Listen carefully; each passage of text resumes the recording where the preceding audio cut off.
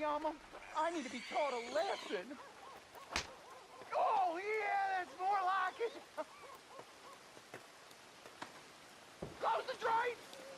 If you tell us go, I swear I'll kill you. I didn't see... Hey, look, I'm sorry.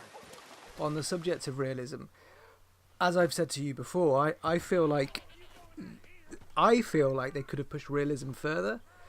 But again, I understand why they didn't. But I think I think if they had have done it, it may have alienated their fan base even more. So I totally understand why they didn't. Yeah. Because there's a lot of the fans that already said it's too slow and it's too this and it's too that. But from a personal taste perspective, I would still be more interested in it now. I mean, I am really interested in it still, many hours after having completed it. Yeah. But I would be even more interested in it now if those realism aspects were really demanding and challenging and what's the word? Punishing, I suppose. Yeah. Because it's not punishing at all. Oh, it's a very easy game, like when you think about it. It's really easy. Yeah. Like I very rarely. I mean, I probably redid a mission like max 3 times or something. Like it wasn't from a particular checkpoint. It's not a difficult game, and combat isn't difficult, and riding the horse isn't particularly difficult. Although weirdly, I think when I first started playing, I remember thinking, oh, it's quite difficult to control the horse. So maybe you just get used to it. Probably just get used to it, yeah. Yeah, which is good, but yeah, I mean, I feel like, and I think that one bad review that it received from Slant magazine, that's basically what they were saying, although a lot of their criticism was a little bit contradictory, but some of what they were saying was that for a game which talks about, trials and tribulations and hardship and all this sort of stuff a lot, it isn't very hard. Yeah, I remember that now. I remember that. Yeah. And I agree with that, Yeah, so do I. I mean, they've got a survival mechanic that you could feasibly never use, basically. Mm-hmm. Like, I'm not... Maybe that's... Is that correct? I mean... Yeah. Could you feasibly never eat? You could, yeah. And I've seen, actually, because I've looked at a lot of YouTube videos, like gameplay clips and stuff, and in a lot of them, throughout the whole video, the players' cores are all red. So that, like, I would never let mine get down to the red, and nah. Like sometimes they're kind of lingering down there if you respawn after dying, but I'd like instantly eat to get it back up. So that just indicates to me that, one, they weren't interested in those kind of halfway survival mechanics, and two, it didn't affect them anyway to not engage with them. Yeah. So yeah, like there's evidence, a lot of evidence there on YouTube that you don't need to pay any attention to them at all, really. Yeah, I mean, a lot of people talk about the options of things, and I remember someone saying there should be the option of being able to skip every single journey sequence. And people were like, I remember seeing this as a comment, and someone was like, well, no, because if you could do that, you would just use it. Yeah. And then he was like, well, if you would just use it, why isn't the mechanic to do it? And I get that point of view, but look, I think we all revert to the easiest option if we're provided with the easiest option. That's how I think about it. Yeah. When you've got the mini map option there, and then you've got the no HUD or no mini map option. Yeah. It takes effort to turn the minimap completely off when you know that you could just press down on the D-pad and you can bring it straight back up. Absolutely. Do you know what? Actually, I have a good example for this, I think. The Last of Us, right? And listen mode in The Last of Us.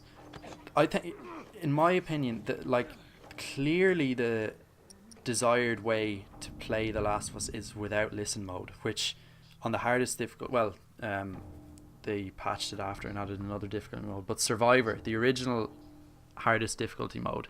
You just didn't have listen mode at all. And I eventually played it a few times on Survivor, and it was a totally different game, and it was amazing, right? Really? But on the three lower difficulty modes, easy, normal, and hard, you still have listen mode, and by merit of those three existing, you know, you're always going to pick one of those. Like there will be a very small percentage of people who will pick Survivor straight away as their first playthrough. But why would you not choose one of the easier ones and have that option available to you when it's there? And I think Rockstar goes even a step further, because it doesn't give you difficulty settings in any of their games.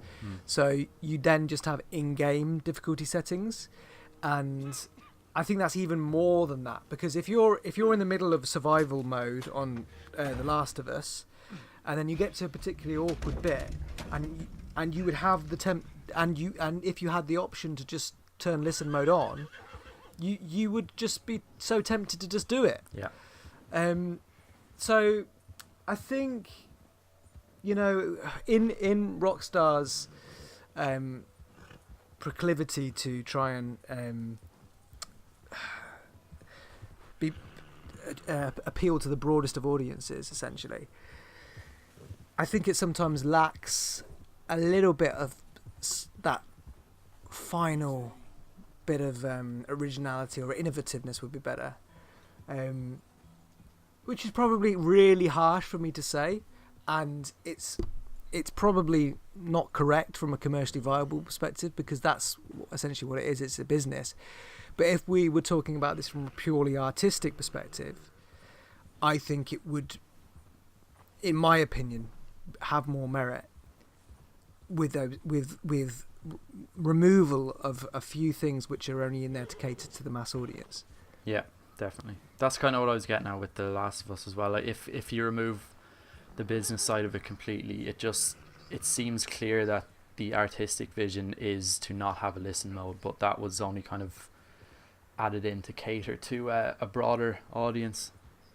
Yeah, it feels right to play without it. Do you know what I mean? You can't quantify that really with facts, but it's just the experience I had when using it. Yeah, totally.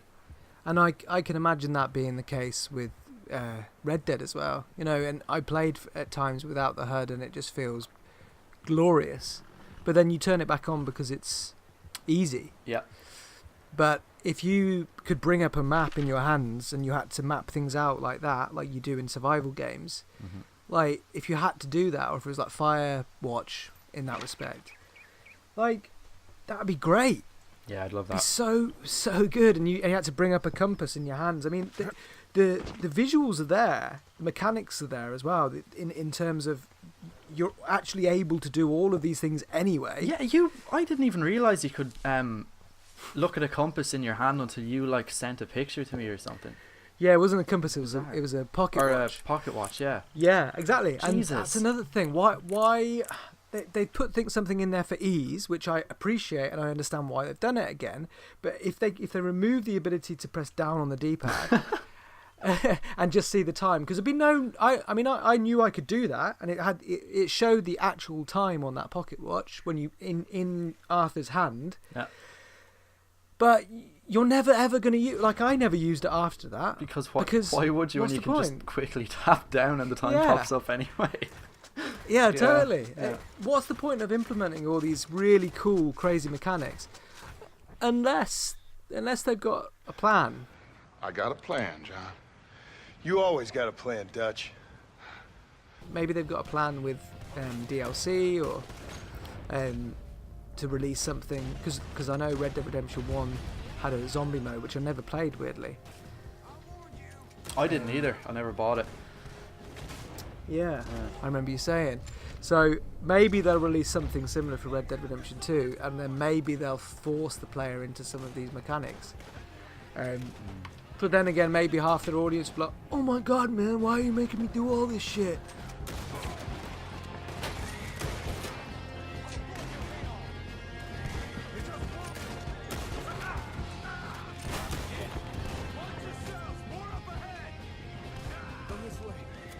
remember seeing a hole in one of the walls.